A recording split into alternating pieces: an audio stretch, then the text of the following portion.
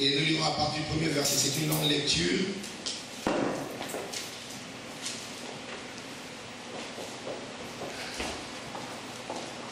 De 11 verset 1 roi chapitre 11 verset 1er au verset 13. Vous allez suivre la lecture avec moi.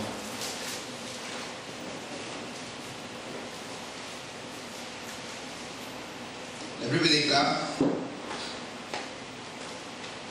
le roi Salomon aima beaucoup de femmes étrangères, outre la fille de Pharaon, des Moabites, des Ammonites, des Édomites, des Sidoniens, des Étiennes. Appartenant aux nations dont l'Éternel avait dit aux enfants d'Israël: vous n'irez point chez elles, et elles ne viendront point chez vous. Elles tourneraient certainement vos cœurs du côté de leur Dieu. Ce fut à ces nations que s'attacha Salomon, entraîné par l'amour. Il y eut 700 princesses pour femmes et 300 concubines. Et ces femmes détournèrent son cœur. À l'époque de la vieillesse de Salomon, ces femmes inclinèrent son cœur vers d'autres dieux. Et son cœur ne fut point tout entier à l'Éternel son Dieu, comme l'avait été le cœur de David son père. Salomon alla auprès d'Astarté, divinité des Sidoniens, après Milcom, l'abomination des Ammonites. Et Salomon fit ce qui est mal aux yeux de l'Éternel. Et il ne suivit point pleinement l'Éternel comme David son père. Alors Salomon bâtit sur la montagne qui est en face de Jérusalem un haut lieu pour Kémosh, l'abomination de Moab, et pour Moloch, l'abomination des fils d'Ammon. Et il fit ainsi pour toutes ces femmes étrangères qui offraient des parfums, des sacrifices à leur Dieu. L'Éternel fut irrité contre Salomon parce qu'il avait détourné son cœur de l'Éternel, le Dieu d'Israël, qui lui était apparu 2 fois. Il lui avait à cet égard défendu d'aller auprès d'autres dieux, mais Salomon n'observant point les ordres de l'Éternel. Et l'Éternel dit à Salomon: puisque tu as agi de la sorte, et que tu n'as point observé mon alliance et mes lois que je t'avais prescrites, je déchirerai le royaume de dessus toi, et je le donnerai à ton serviteur. Seulement, je ne le ferai point pendant ta vie, à cause de David ton père. C'est de la main de ton fils que je l'arracherai. Je n'arracherai cependant pas tout le royaume, je laisserai une tribu à ton fils à cause de David mon serviteur et à cause de Jérusalem que j'ai choisi. Amen. Quand on parle de Salomon, nous tous, nous avons en mémoire cette histoire de comment Salomon a rendu la justice. Salomon, c'est l'exemple même de la sagesse. Salomon est un exemple pour beaucoup de chrétiens. On parle de la sagesse de Salomon. Cet homme avait une vision prophétique des choses parce que c'est celui qui a écrit le livre des Cantiques des Cantiques, qui est une histoire d'amour. Un livre merveilleux, mais c'est un livre prophétique de l'histoire de l'amour de Christ avec son épouse qui est l'Église. Et en ce temps-là, l'Église n'existait pas. Mais Salomon a déjà parlé des aspects de la relation entre l'époux merveilleux que nous avons Jésus et l'Église qui est son épouse. Alléluia. Nous sommes tous à l'attente des noces de l'agneau qui arrivera quand nous serons enlevés et nous serons dans la présence de Dieu. Salomon a écrit des livres, a écrit beaucoup de proverbes, a écrit par exemple les livres de sagesse, les livres d'Ecclésiaste, où nous voyons beaucoup de choses d'après les observations que Salomon a pu faire sur la terre. Il a écrit des choses qui continuent à nous guider et à nous orienter aujourd'hui. Salomon a pu faire ces choses parce qu'il avait reçu la grâce d'avoir la sagesse comme don venant de l'Éternel. Salomon c'est qui? Salomon c'est un enfant qui a commencé sa vie d'une manière controversée. Comme je vous ai toujours dit que nous ne choisissons pas les parents, nous ne choisissons pas comment nous sommes nés. Salomon est issu d'une union à problème. Salomon était un roi, beaucoup de gens savent comment il était élevé, comment il était puissant et comment il était riche. Parce qu'il a déclaré qu'il n'y avait aucun roi sur la terre qui était riche comme Salomon. De sorte que les gens venaient d'autres royaumes pour venir observer, regarder, voir la richesse de Salomon et écouter la sagesse qui sortait de sa bouche. Parce que Dieu lui avait donné une sagesse qui défiait tous les philosophes de son époque. C'est-à-dire que les gens venaient avec des énigmes, des questions, des devinettes et ils arrivaient. Si en ces temps-là, c'est comme ça qu'on mesurait la sagesse de quelqu'un. Et tu venais avec ton énigme, tu posais l'énigme. Et Salomon trouvait la réponse à tous les énigmes qu'on lui posait. Il savait donner des interprétations à toutes les paroles de sagesse ou aux proverbes ou bien au sens caché des choses qu'on venait exposer devant lui. De sorte que ça épatait les gens et on reconnaissait que ce n'était pas lui, mais c'était sûrement une sagesse qui venait d'en haut, une sagesse qui venait de Dieu. Mais cet homme-là qui avait reçu le don de la sagesse, sa vie avait commencé de manière controversée. Comment a commencé la vie de Salomon? Salomon est un enfant qui est issu d'un couple bizarre. C'est-à-dire qu'un couple qui avait eu son origine par le péché. Le roi David était un roi qui avait aussi beaucoup de femmes, bien sûr. Et un jour, au lieu d'aller à la guerre, conduire son peuple à la guerre, le roi n'est pas allé monter à la guerre avec son peuple, ce qu'il devait faire. Le roi est resté au palais. Il tournait le pouce, il était en train de s'ennuyer, alors que son peuple était à la guerre. Et pendant que lui était resté chez lui au château, un jour il est monté sur le balcon, sur la terrasse, et du haut de sa terrasse, il regardait, il pouvait voir la maison du voisin. Or, son voisin était un général qui le servait fidèlement et qui était allé à la guerre, commander les troupes. C'était un soldat vaillant, il s'appelait Uri. Et quand il a regardé cet homme, le roi a vu la femme de son général, la femme de son soldat qui était à la guerre, Uri. Cette femme-là, je crois, elle s'est peignée. Et parce qu'elle était l'intimité de sa maison, elle ne pouvait pas deviner qu'il y avait sur la hauteur le roi qui l'observait. Et le roi, en regardant, la déclare comme méfiez-vous de la convoitise des cieux. Amen. Alléluia. Là, il y a plusieurs sortes de convoitises. Amen. Alléluia. Amen. Alléluia. Amen. Et quand David a remarqué le corps dénudé de cette femme, David a eu la convoitise. Convoitise, ça veut dire avoir de mauvais désirs. La convoitise, ce n'est pas admirer. Les gens croient que quand on admire, c'est ça un péché, une convoitise. Non. La convoitise, c'est avoir un mauvais désir. Tu peux regarder un homme qui est beau, tu dis que cet homme est un bel homme. Tu peux regarder une femme qui est belle, tu dis que cette femme est une belle femme. Ce n'est pas un péché. C'est pourquoi Dieu ne s'est pas empêché de dire que Saül était beau, que David était beau, de dire que Rebecca était belle, que de dire que Léa était belle, Léa avait des yeux délicats, que Rachel était belle. Donc Dieu a décrit, c'est pas tout le monde dans la Bible qu'on a dit qu'ils étaient beaux. Alléluia. Mais certaines personnes ont décrit, on manifeste, on souligne le trait de caractère physique que cette personne était de belles créatures. Ce n'est pas un péché. Alors, quand je souligne cela pourquoi? Quand j'étais un nouveau converti, dès que je regardais une fille et que je trouvais mon sens, parce que c'est au travers des 5 sens que nous entrons en communication avec le monde physique. Et quand le suis, parce que je suis pas aveugle, quand je vois une fille qui était belle, directement, le diable venait me dire dans le cœur, regarde, tu as convoité cette fille-là, tu as péché, va te repentir. Et moi, quand j'étais de l'esprit, je me vais tourner, Seigneur Jésus, pardonne-moi, regarde comme j'ai regardé cette femme-là, pardonne-moi, cette fille est belle, pardonne-moi, j'ai péché dans mon cœur. Je suis arrivé à un point où, et c'est du vécu, j'ai demandé à Dieu de me rendre aveugle. Tellement j'avais le désir de sainteté, de sainteté. J'étais un nouveau converti. Après 2 semaines, 1 mois, je ne sais pas. Tellement, ce que je voyais, je croyais que ça m'amenait à pécher. Le diable s'appelle l'accusateur. C'est-à-dire que même quand tu n'as rien fait de mal, il va t'accuser comme si tu avais fait quelque chose de mal. Amen. Le problème du diable, c'est que ta conscience soit chargée. Et comme tu es ignorant, quand tu crois que c'est un péché, tu vas passer ton temps à confesser. Et le jour où le vrai péché viendra, tu ne verras même pas la différence. Alléluia. Alors, David a regardé, non seulement il a admiré, il veut dire, les pères pouvaient se détourner, mais il a commencé à avoir de mauvais désirs. Il a commencé à dire qu'avoir les désirs de prendre cette femme-là et coucher avec elle, alors que ce n'est pas sa femme. Il n'avait pas le droit. Là, il est allé trop loin dans son élan d'observation. Il a commencé à faire des plans. Et comme il était roi, il s'est cru tout permis.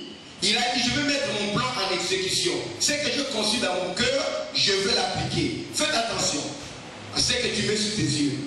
Là maintenant que je ne mettais rien d'impur devant mes yeux. La convoitise vient souvent par ce que l'on voit, ce que l'on observe. Et quand tu observes quelque chose, surveille ton esprit. Quand tu vois un paquet d'argent, une pièce d'argent dans un bureau, bien quelque part, dans un tiroir, surveille les pensées qui monteront dans ton cœur après d'avoir vu cet argent-là. Surveille. Quelque chose peut te dire non, tu peux tirer juste quelques billets au milieu, on ne verra pas.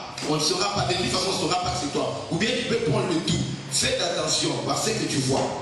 Ça peut amener des mauvais désirs. Et David, quand il a eu ce mauvais désir-là, il a dit, oh, le mari, oh, il est à la guerre là-bas, amenez-moi cette femme. Il a ordonné à ses serviteurs, amenez-moi cette femme. C'est le roi qui pouvait le contester. On est allé, on a pris la femme d'autrui. Elle s'appelait Bathsheba, une femme très belle. Et on l'a amenée chez David. Et qu'est-ce que David a fait? David a couché avec elle. Bon, comme le malheur ne vient jamais seul, ça pouvait passer une aventure. Paf, la femme la tombe enceinte. Mais c'est pas venu dire à David, je suis tombé enceinte. Les pièges que les ennemis font. Je connais une fille qui m'a parlé un jour. Cette fille-là s'est conservée toute sa vie. Elle a vécu dans la crainte de Dieu. Un jour, seulement à cause des bonnes paroles, un garçon a réussi à la séduire, à lui parler. Elle était vierge. Et ce jour-là, comme elle s'était faible, elle s'est laissée aller. Ça commence par les paroles, ça commence par les actes, les toucher, et puis après, elle-même est arrivée à un niveau d'avoir le désir. Elle a cédé, elle a couché avec ce garçon une seule fois. Elle couche avec ce garçon-là. Elle tombe enceinte directement. Alors vous savez que les jours, vous connaissez les gens qui sont avec leurs copains et copines, vous savez ce qu'ils font tous les jours, matin, midi, soir, mais ne tombent jamais enceinte. Cette fille-là est le jour où elle a déviergé et c'est le jour où elle est tombée enceinte. Toute sa vie a basculé. Elle n'a pas su, mais racontez comment elle a veillé sa fille. Elle n'a pas su avorter, elle a arrêté ses études, problème avec ses parents. On l'a chassé pour aller habiter, comme c'est fait dans l'Afrique, pour aller habiter dans la famille du garçon qui ne pouvait pas assumer. Et elle dormait par terre sur une natte, alors que chez elle, c'était toute une chambre pour elle. Elle a commencé à souffrir, sa vie a basculé. Elle est tombée dans un piège un seul jour et puis sa vie avait basculé. C'est pareil. Parce que quand l'ennemi fait un projet contre toi, tu ne sais pas ce que l'ennemi prépare, mais il te présentera seulement les avantages de ce projet qu'il a contre toi. Le projet vient, il te dit, non, regarde, elle est belle. Si tu sors avec elle, tu seras content. C'est ce que David avait vu. Mais il ne voyait pas le piège qui venait après. Bathsheba est tombée enceinte. Quand Bathsheba est tombée enceinte, David avait un problème maintenant. Un, il a commis l'adultère en couchant avec une femme d'autrui, une femme mariée. Deux, la femme là est tombée enceinte. Or, les campagnes de guerre duraient longtemps. On savait que Uri est là-bas à la guerre, ça fait longtemps qu'il n'est pas revenu. Sorry. Quand Bathsheba lui a dit, je suis tombé enceinte, David a dit non, je vais faire quelque chose je vais utiliser la malice. Il a envoyé une lettre pour ramener Uri, vite, qu'il rentre. Et il a pris Uri, il a demandé comment ça porte là-bas. Ça va bien là-bas, la guerre se pose, la guerre se pose, on combat, le combat est dur, mais on est en train de combattre, on va arriver à vaincre. Ok, ça va, no problème. Alors, ce que vous allez faire, c'est quoi? Et repose-toi aujourd'hui, tu rentreras demain après-demain. Reste ici, ok? Va chez toi à la maison, repose-toi, lave-toi, prends soin de ta femme, jouis-toi de ta femme, et parce que tu viens du combat, après ça va te redonner la joie, la force d'avoir enlevé les soucis et tout. Uri, c'était quelqu'un qui craignait Dieu, qui avait des principes.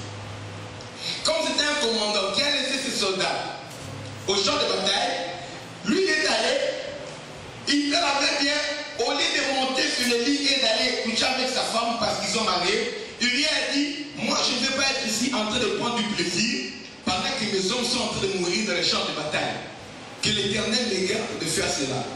Uri a dormi par terre. Là, sa femme dormit dans le lit. Et le lendemain, David appelle Bathsheba. Comment? Uri, il est allé avec toi? Non, parce que David voulait que Uri couche avec sa femme pour que, après, quand Bathsheba va rester une grossesse de 2 semaines, de 3 semaines, de 1 mois, le temps que Uri reste là-bas dans la guerre, on peut devenir bon, même si l'enfant est accouché à 8 mois, ce temps-là, il n'y avait pas de gynécologue avec des trucs trop précis. On peut dire que les enfants peuvent naître avant ou après, peu importe. Il n'y avait pas de tests de grossesse pour déterminer l'âge exact. C'est-à-dire que même si l'enfant naissait, on pourrait dire toujours que l'enfant est né peut-être assez tôt, mais c'est un enfant bien constitué par l'Éternel. Et Uri n'a pas couché avec sa femme, ça a troublé le cœur de David. Il a fait encore une deuxième fois. Comme Uri continuait à refuser de toucher Bathsheba, je ne sais pas si quelque chose lui avait averti de quelque chose de mal qui était arrivé. David était passé maintenant dans les grands moyens. On commence toujours par un petit péché. Le premier péché, c'est quoi? C'est la convoitise. En regardant, on commençait à avoir de mauvais désirs. Le deuxième péché, c'est quoi? C'est prendre cette femme-là, commettre l'adultère. Mais le troisième péché, non, c'était plus grave encore. Quand Uri n'arrivait pas à coucher avec sa femme, David a dit, ok Uri, c'est bon, maintenant tu vas retourner à la guerre. Et il a fait une lettre qu'il a donnée à Uri. Il a dit, prends cette lettre, amène ça à ton chef, dans la bataille là-bas. Et le chef a pris la lettre qu'Uri lui a apportée. David lui a dit, c'est moi David qui te parle. Parce que si ça se savait que le roi a commis l'adultère, c'était une désolation, une honte pour lui et son royaume. Et David a écrit, dès que vous recevrez cette lettre, placez Uri sur la première ligne, la ligne de front du combat. En fait que là il y a la bataille qui est très chaud, qui meurt. Je veux qu'il meure parce que lui il a gardé ce qu'il savait pourquoi. Mais je veux qu'Uri meure. À partir d'une convoitise, il est arrivé maintenant à des pensées de meurtre. Vous voyez? Un simple petit péché en regardant des yeux, ça l'a conduit maintenant à avoir des pensées de meurtre. Et il a écrit. Et quand il a écrit cela, Uri est allé là-bas, on a fait ce qu'on avait dit, et Uri est mort. Et on a envoyé un rapport à David. Non, le combat, le général là, savait ce que David lui a dit. Il a dit le combat était vraiment fort, c'était ardent, nous avons combattu, c'était difficile, et même ton vaillant serviteur Uri est mort. C'était un code pour que sa vie sache que des fois, des messages de condoléances que nous regardons, des chefs de gouvernement, des politiciens, vous ne savez pas, ce sont des messages codés en ce monde du peuple. David a lu ça, il a eu pitié, il a commencé à pleurer, il a dit ah, maintenant c'est bien, et il a pris Bathsheba officiellement comme sa femme, comme une de ses épouses. Il est allé avec Bathsheba, et l'enfant que Bathsheba portait dans le ventre, Dieu a dit à David, écoute, comme tu as fait cela, l'enfant là qui est dans le ventre là ne va pas survivre. L'enfant est né. Après quelques temps, David a gêné, a prié. Dieu lui a dit, l'enfant que tu as eu là, en tuant un innocent, l'enfant là ne survivra pas. Et l'enfant qu'ils avaient eu là est mort. David a pleuré, il s'est levé. C'est une épisode gêné quand Dieu n'a pas exaucé. Et quand l'enfant est mort, David s'est levé, il a commencé à manger. Parenthèse pour dire que le jeûne ne change pas la volonté de Dieu. Amen. Amen. Tu vis ta vie dans le péché, tu vas faire le jeûne, tu crois que le jeûne va forcer la main de Dieu. Amen. Le jeûne ne force pas la main de Dieu. Le jeûne te met dans de meilleures dispositions spirituelles pour mieux écouter Dieu, mieux orienter ta prière par la foi vis-à-vis de Dieu. Amen. Le jeûne te prépare à te rapprocher de Dieu, mais le jeûne ne change pas la volonté de Dieu. La seule chose qui peut changer, c'est que Dieu a dit, c'est la foi. Amen. C'est-à-dire que Dieu a dit non, tu viens par la foi et tu te lèves et Dieu dit oui. C'est la seule chose qui peut changer, c'est que Dieu a décidé auparavant. Amen. Ou bien Dieu dit un tel décret, tu viens par la foi. Tu agis et tu pries. Et ça veut dire que Dieu ne fera pas les choses contrairement. Non, Dieu va changer la décision qu'il avait prise. Si tu pries avec foi. Amen. On a déjà vu les gens, Dieu a dit tu vas mourir. Ils sont allés prier et implorer l'Éternel, se rappeler le souvenir de Dieu. Et Dieu a envoyé une deuxième prophétie, contraire à ce qu'il avait envoyé avant. Et Dieu lui a dit tu ne mourras plus, tu vivras. Et l'enfant là est mort. Mais après, Bathsheba est restée quand même la femme de David. Et ils ont eu cet enfant qu'on appelle après, Bathsheba est tombée de nouveau enceinte. Et ils ont eu cet enfant qu'on appelle Salomon. Salomon n'avait pas choisi comment il est traité, par où il est traité, dans quelle relation il est traité.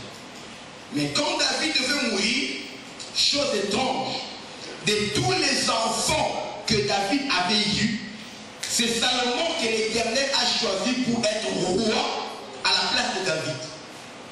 Le Salomon que nous acclamons là, c'était l'enfant d'une concubine. Ce n'est pas même l'enfant de la princesse, la fille de Saül que David avait épousé Milka. L'enfant d'une concubine, issu d'une union qui a commencé par le péché. On peut déjà dire que cet enfant-là, il vient d'une relation de malédiction.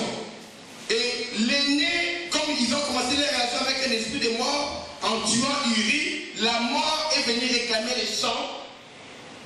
Le premier enfant entre David et Bathsheba est décédé. Salomon a vécu, mais Dieu lui a accordé grâce. Et c'est Dieu qui a choisi, c'est celui-là qui va devenir roi. C'est-à-dire que Salomon est l'exemple de nous les rejetés, nous qui ne sommes pas de la tribu d'Israël, nous qui sommes des païens, des gentils, des étrangers aux alliances divines, on n'avait aucun droit à la bénédiction de Dieu. Mais Dieu nous a fait grâce. Il nous a choisis pour appartenir maintenant à la royauté. Nous sommes devenus une race royale. La Bible déclare que Dieu a fait de nous un royaume et des sacrificateurs. Nous avons reçu la grâce de Dieu. Et Dieu a béni Salomon. Un jour, Dieu est venu visiter Salomon. Parce que David avait eu un projet dans son cœur. C'est le projet de bâtir un temple pour Dieu. Il a dit que Dieu habite dans les tentes, mais Dieu n'a pas de maison. Je veux bâtir une maison à l'honneur de notre Dieu. Et Dieu a dit à David, écoute, c'est bien le projet que tu as dans ton cœur, mais quand tes mains ont répandu beaucoup de sang, tu ne peux digne de construire une maison pour moi. Mais c'est ton fils qui viendra après toi qui bâtira la maison. Toi, rassemble-les bien. Dieu pardonne. David, c'est l'homme selon le cœur de Dieu. Un homme frère en Christ qui se conserve dans la sainteté. Et toi, le frère en Christ, qui ne fait que vivre dans l'impudicité, dans le péché. Tu te réponds, Dieu te pardonne. Mais il y a des choses que Dieu ne fera jamais avec toi. Amen. Vous avez compris? Toi, une sœur, tu es là l'amoureuse de Jésus. Il y en a une qui craint Dieu, qui vit dans la crainte de Dieu, loin de l'impureté, loin de l'impudicité. Mais toi, tu fais que ta vie est tombée dans l'impudicité, tombée dans la fornication, tu as vécu dans les choses, dans le mal, et tu viens au Seigneur et tu continues à vivre dans le mal. Même si Dieu te pardonne, il y a des choses que Dieu ne fera pas avec toi. Parce que Dieu ne traitera jamais l'innocent et le coupable de la même manière. Qu'on ne vous trompe pas en disant que quand Dieu vous pardonne, vous tous êtes pareil. Non, Dieu a la mémoire. Amen. Alléluia. Amen. C'est pourquoi même quand il pardonne les enfants d'Israël, il continue à leur dire, souvenez-vous ce que vous avez fait. Souvenez-vous ce que j'avais fait. Souvenez-vous comment les gens qui avaient, souvenez-vous comment j'avais tué 23 000 personnes dans la même journée parce à cause de la rébellion. Souvenez-vous, Dieu aime qu'on garde le souvenir. Soit pour qu'on se rappelle de ses bontés et qu'on le loue, ou pour qu'on se rappelle de la manière dont nous sommes tombés et comment nous avons frappé, pour qu'on ne retourne pas dans le mal. Parce qu'un peuple sans souvenir est appelé à répéter les mêmes erreurs. Amen. Amen. La manière dont tu te comportes dans la vie de Dieu déterminera ton avenir. Amen. Tu n'aimes pas prier, tu n'aimes pas honorer Dieu. Et il y a quelqu'un qui honore Dieu à côté de toi. Ne crois pas que vous êtes pareil, vous n'êtes pas pareil. Amen. Dieu dit oui, mais Seigneur, les sangs là, j'ai répandu pour toi, oui, mais dans mon sacerdoce à moi, si tu vas bâtir la maison, toi ta main est remplie de sang, c'est pas toi. Chacun de nous est qualifié par Dieu selon l'appel que nous avons reçu. Amen. Et Dieu regarde, mais c'est quelqu'un de doux, de paisible qui bâtira ma maison. On ne peut pas laisser la maison entre les mains des sanguinaires. Amen. Que les sanguinaires aillent combattre. Amen. Alléluia. Alléluia. Amen. Nous avons besoin de prophètes. Tu insultes Dieu, Dieu fait qu'il t'élève, il te maudit. Tu meurs. Amen. Mais un prophète comme ça, ne les mettez pas conduire l'église. Il va tuer tous les fidèles. Alléluia. Alléluia. Alléluia.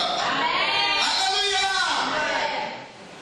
C'est-à-dire que les gens qui blasphèment, nous on n'est pas comme les musulmans. La foi des musulmans est très faible. Le Dieu des musulmans a besoin de mains humaines pour se venger. C'est ce qu'il appelle le djihad. Nous, notre Dieu n'a pas besoin des hommes pour se venger. Amen. Nous, on va dire, oh, tu as parlé contre Allah, tu as parlé contre les prophètes, on prend les peuples de Dieu. Non, là, c'est votre Dieu. Chez nous, nous parlons. Amen. Alléluia. Et le Dieu agit. Si c'est le feu, c'est le feu. Si la terre doit s'ouvrir, la terre s'ouvre, elle vous avale. Si c'est l'eau qui vient, vous submergez. Alléluia. Si c'est la mort, vous vous réveillez le matin, tous les premiers-nés sont morts. Nous parlons seulement, c'est tout. Et notre Dieu agit. Simon, tu es en train de pervertir le mot du Seigneur, allez, Kamata. Tu deviens aveugle. Amen. Amen, yes. Tu es monté au Saint-Esprit, allez, lève-toi. Il tombe là, il meurt. Par la même ta femme, la femme, on s'appelle là. Hey, toi, tu veux mentir. Tu ne sais pas comment elle a tué ton mari. Tu veux mentir aussi. Allez. Et toi aussi. Notre Dieu, c'est par la parole. Ce n'est pas comme ça que Pierre avait agi, mais c'est pour montrer l'exemple. Amen. Notre Dieu est différent. Et ce qui s'est passé, c'est quoi? Le Dieu d'Israël est apparu à Salomon et lui a promis quelque chose de grand en disant que quand tu as bâti ma maison, demande-moi maintenant quelque chose que tu veux et je te le donnerai.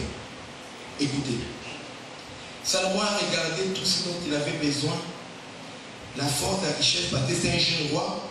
Il y avait son frère qui disputait le royaume contre lui. Il n'est pas devenu roi facilement. Amen. Avant qu'on puisse introduire au roi, il y a d'autres personnes qui sont allées se proclamer déjà roi. Quand David est mort, on a dit, oh, il y a un autre roi, un nouveau roi. Il a fallu l'intervention d'un prophète pour qu'il confirme qui est celui. Et qu'après ce roi-là, à un moment donné, il fallait le faire partir. Et Salomon est devenu roi. Il avait besoin d'être affermi. Mais écoute sa prière. Il est allé prier Dieu et demander à Dieu de lui donner la sagesse. Amen. Pour bien faire le travail de Dieu. Il a dit, ce peuple est grand, moi je ne peux pas le conduire. Donne-moi la sagesse pour que je sache conduire ton peuple. C'est tout ce que je te demande, Seigneur. Dieu était impressionné. Dis impressionné. Il y a des choses qui impressionnent Dieu. Est-ce que tu es impressionné dans ta vie? Amen. Tu vis une vie normale, simple. Non. Il y a des moments où il faut impressionner Dieu. Amen. Ou même Dieu te montre qu'il va pas te répondre. Jésus te dit que tu n'es pas digne.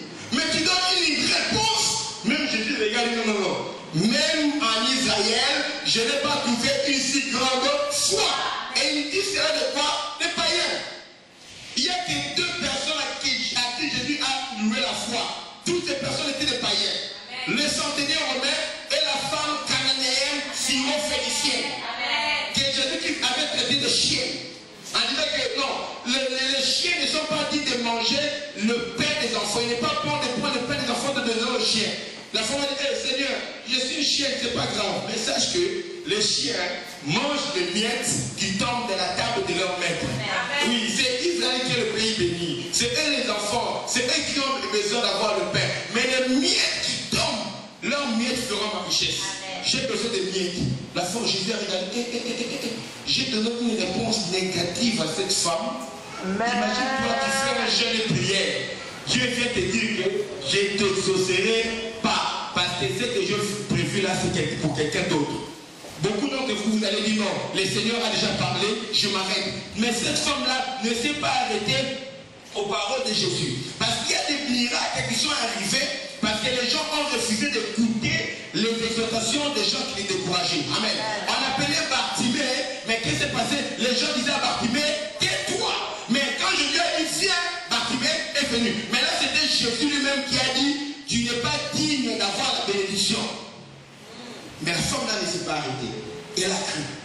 Et quelque chose de puissant est arrivé. Elle a reçu son miracle. Alléluia. Et quand tu as été impressionné, Jésus est impressionné. Pour Salomon également, Dieu est impressionné. Ah, c'est vrai. Tu ne m'as pas demandé que je tue tes ennemis. Je sais que tu as des ennemis. Tu ne m'as pas donné la richesse, ni les femmes, ni la gloire. Écoute, je vais te donner la sagesse, tel qu'aucun homme de ton époque ne va posséder cela. Mais je vais te donner également ce que tu n'as pas demandé. Elle déclare quoi? Cherchez premièrement le royaume et la justice de Dieu. Le reste vous sera donné.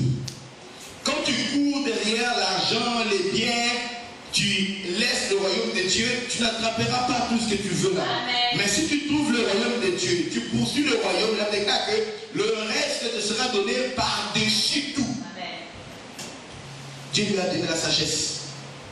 et la richesse. Salomon était devenu un roi puissant, vénéré et révéré. Il avait un trône en ivoire. Après l'ivoire, on prend de l'or, on couvre le trône de Salomon. C'est-à-dire que tu es arrivé dans son trône, tu étais épaté. Son palais était grand. Il a construit 2 maisons. Une maison pour l'Éternel, le temple, et une autre maison pour lui-même. Les serviteurs, les domestiques de Salomon s'habillaient comme des princes dans d'autres royaumes. C'est-à-dire que tu viens avec tes vêtements là, comme un prince, et tu vois, tu arrives chez Salomon, ce sont les domestiques qui portaient ce genre de vêtements. C'est ce que la reine de Séba avait dit quand elle a observé les vêtements des serviteurs des pharaons, leur maison, là, ils vivaient. C'est comme quelqu'un, tu travailles, tu es employé, c'est pas comme un réceptionniste, on t'engage directement, on te donne une maison, un pavillon, 5 chambres. C'est pas que tu es PDG, non, un pavillon de 5 chambres, alors que tu es engagé comme réceptionniste. Alors les gens qui sont au-dessus là-bas, on leur donne des villas. Tout le monde va admirer un tel travail. C'est ça le niveau de vie de Salomon et de ses serviteurs. Il avait rendu le pays d'Israël prospère et Dieu avait donné la paix dans tout le royaume d'Israël. Et Salomon donnait les principes de Dieu, les préceptes de Dieu avec justice. Le pays prospérait. Le problème avec l'homme, c'est quoi? Demandez-moi, c'est quoi? L'homme n'aime pas ce qui est facile.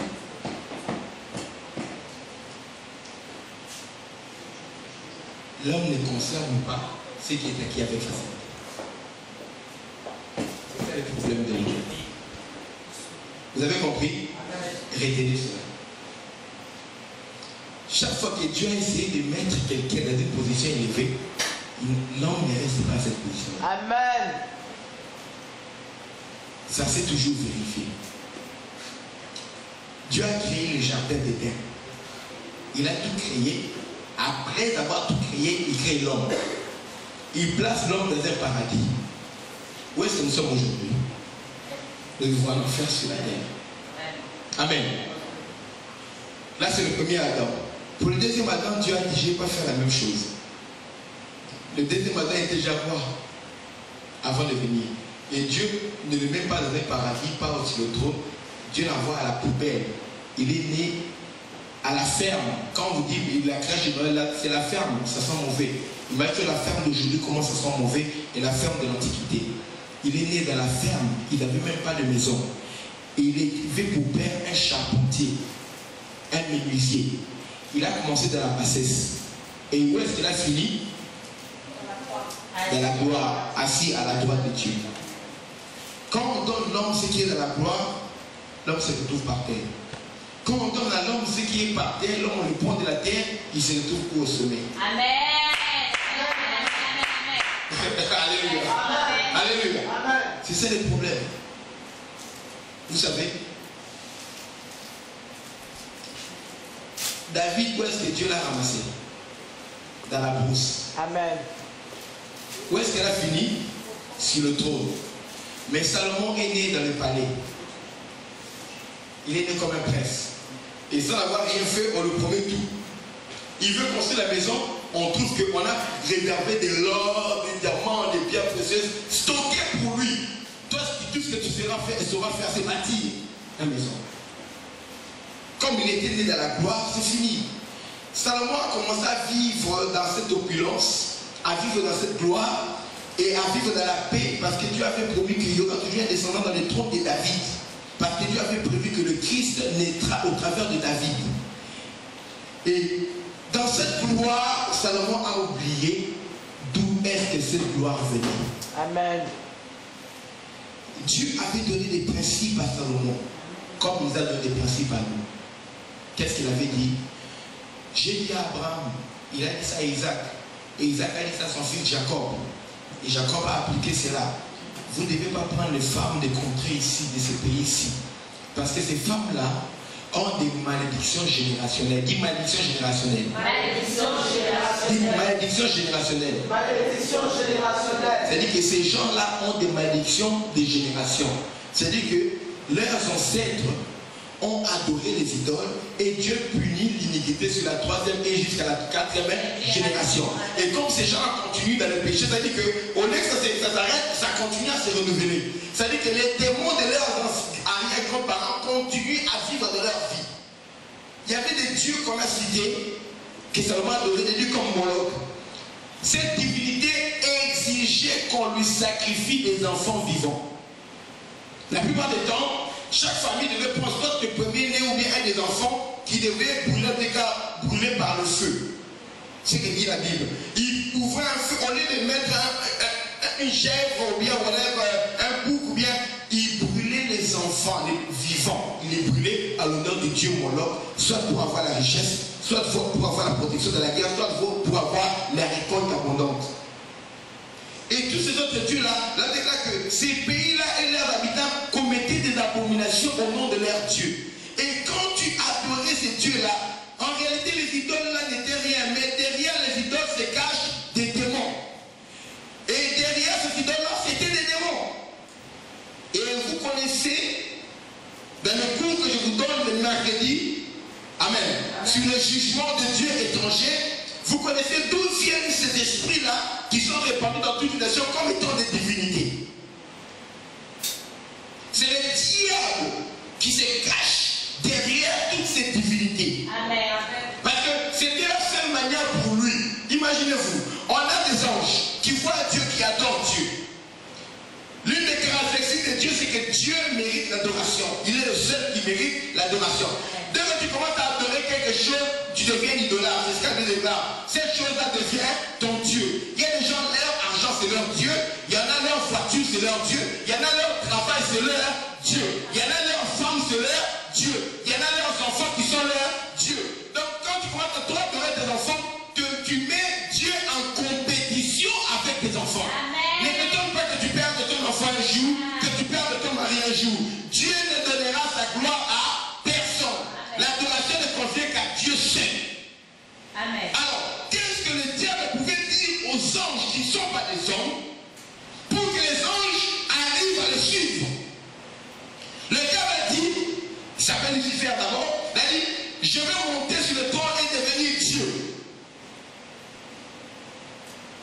Dieu dit, oh, pas ici.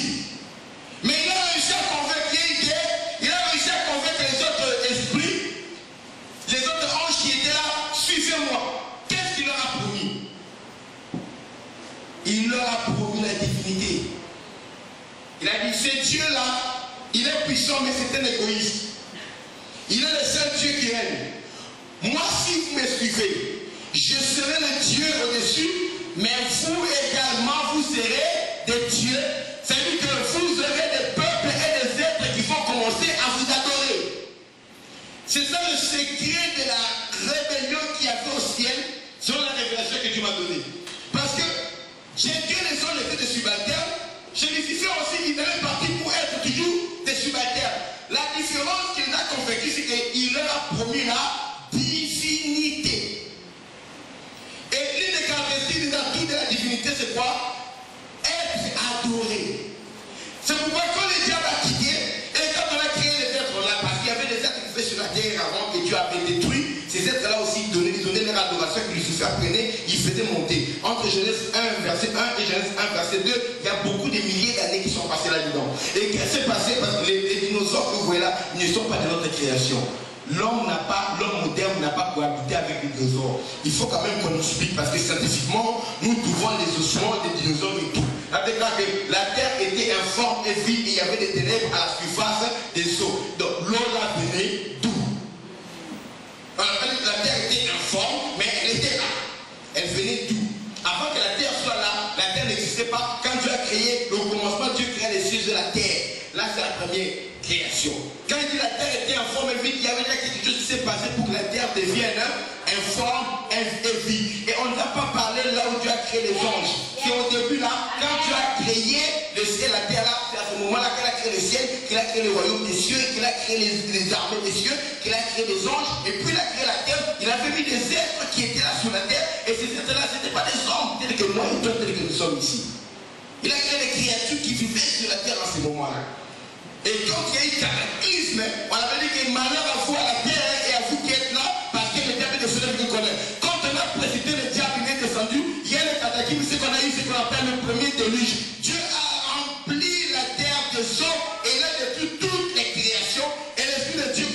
mouvait au-dessus de l'abîme en maintenant les chaos là où le diable était descendu. Genèse chapitre 2, quand Dieu a remarqué le verset 3 qui a allumé en soi, c'est-à-dire que Dieu a commencé une récréation de la terre. Parce que créer c'est bar en hébreu, bar veut dire appeler du néant quelque chose pour venir à l'existence. Mais au verset Genèse 1, verset 3, Dieu commence à parler pour transformer quelque chose qui existe déjà. Ça, ce n'est pas créer. Créer, c'est ce qui s'est passé dans Genèse 1, verset 1.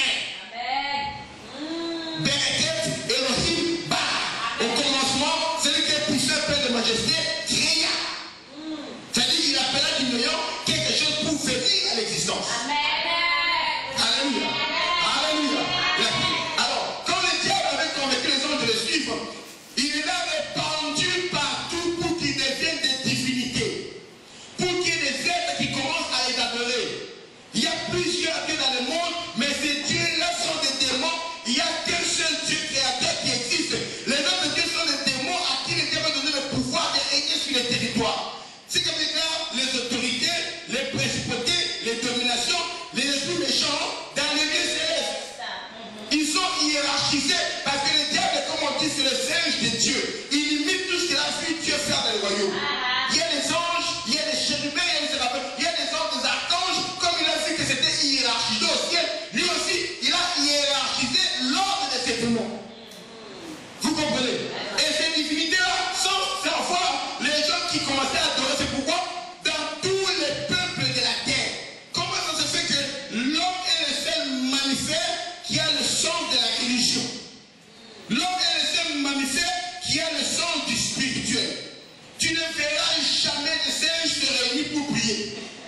Tu ne verras jamais, je ne sais pas quoi, ou bien des baleines se réunir pour prier. Ou bien tu ne verras pas des dauphins qui sont intelligents. Tu ne verras pas les dauphins se réunir pour faire un culte. Non, non. L'homme est le seul être. Même ceux qui ne sont pas en contact les uns avec les autres. Quand tu vas dans la forêt en Amazonie, tu les verras, ils vont faire un morceau de bois qu'ils vont sculpter. Ils vont l'appeler peut-être Tadoubou et ils vont l'appeler leur Dieu.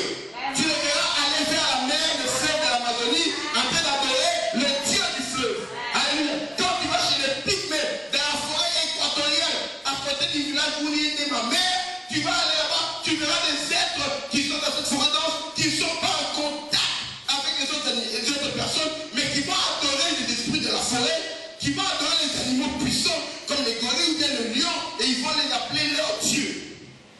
L'homme a l'essence du spirituel et de la religion. Le problème c'est que dans toutes les religions du monde là, ce sont les démons qui se sont répandus. Et quand les gens adoraient, ils croyaient adorer une divinité, or qu'ils adoraient les démons. Et Dieu ne voulait pas que les gens entrent en contact avec les démons. Et quand il a pris le peuple israélien, hors de la vie des démons, parce qu'Abraham était un occultiste. Abraham pratiquait la divination. Dieu l'a appelé de la ville de Ur en Chaldée. La ville de Ur, c'est une ville où on adorait la lune, où il y a les étoiles. C'est-à-dire qu'on consultait la lune et les étoiles pour deviner, pour dire l'avenir. C'est comme les horoscopes, c'est comme ceux qui font l'astrologie. Les gens étaient des divinateurs, des occultistes. Lui, Abraham était là, son père. Dieu quand l'a appelé, sors de ton pays, de ta patrie, de la maison de ton père. Va faire le pays que je te montrerai.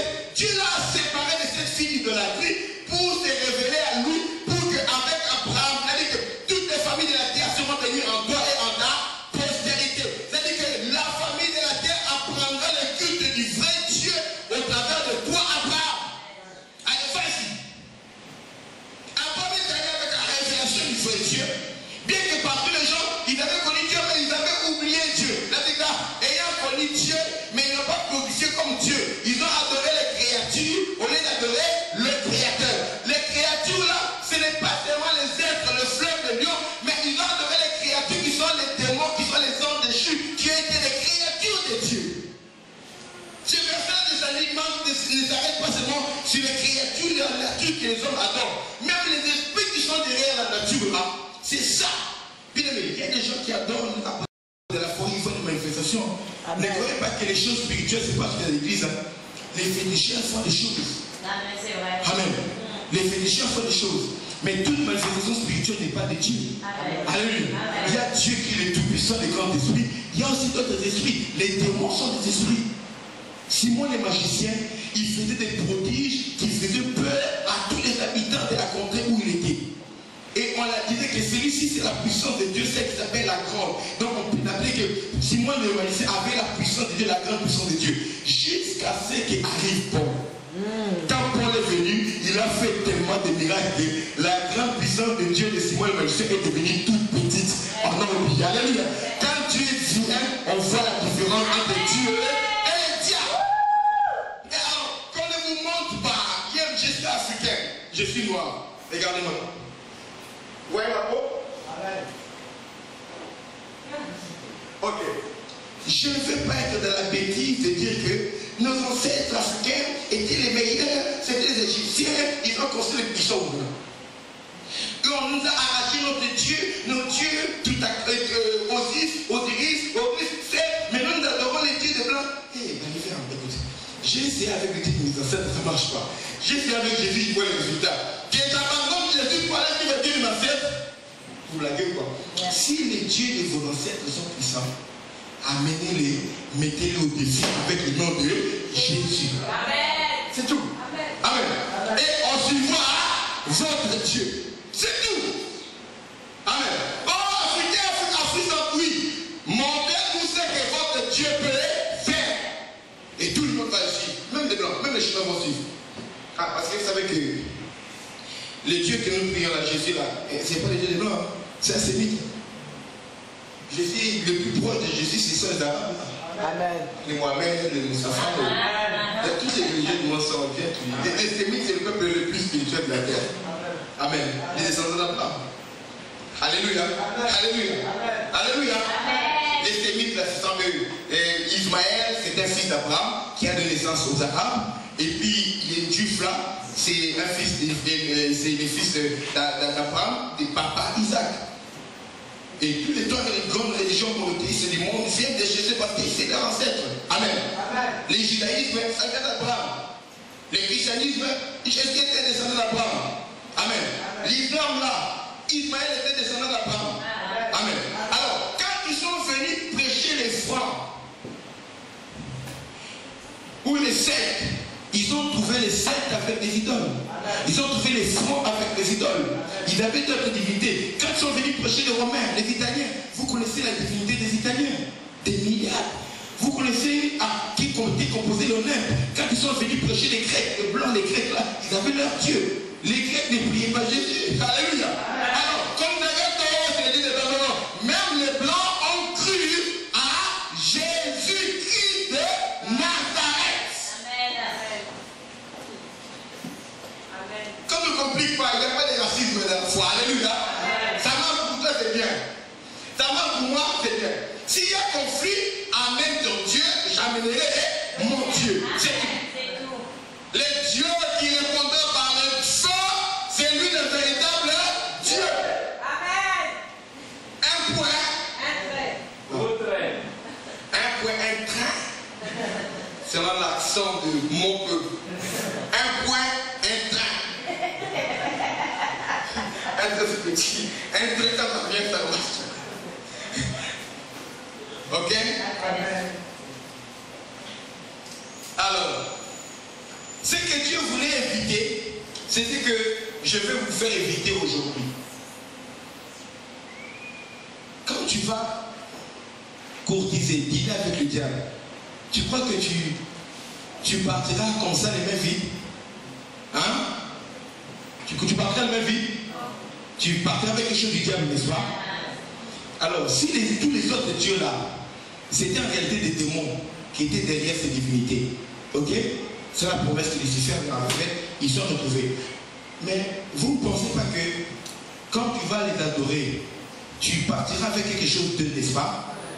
La déclare, nous donc aussi, comme dans un miroir, nous contemplons la gloire du Seigneur, nous sommes transformés à la même image, de gloire en gloire, comme par le Seigneur l'Esprit. C'est un verset littéralement que j'ai récité.